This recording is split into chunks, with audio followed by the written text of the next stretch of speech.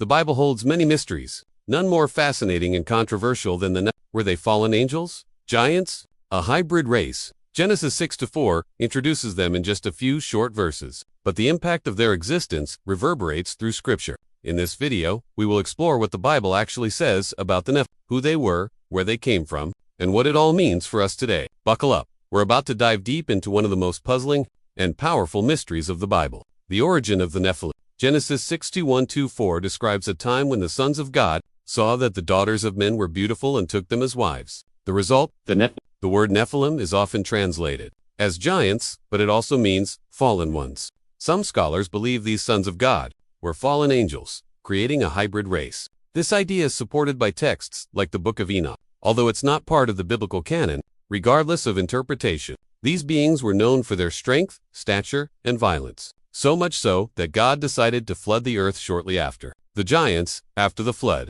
One mystery remains. If the flood wiped out all living beings, how did giants reappear? Numbers 13:33 recounts the Israelite spies encountering giants in Canaan.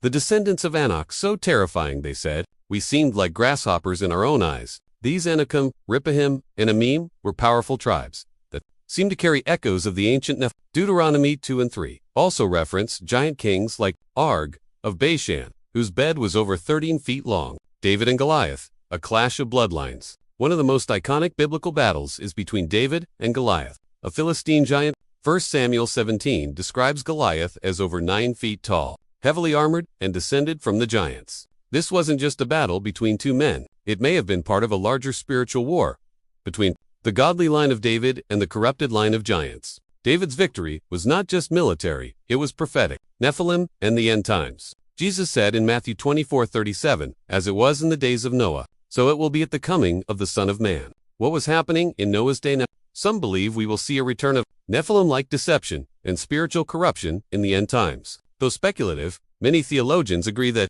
Jesus was warning us of an age filled with supernatural confusion, much like the days when giants roamed the earth. Why it matters today. So why should we care about the Nephilim today? Their story reveals deep truths about God's justice, humanity's corruption, and His plan of redemption.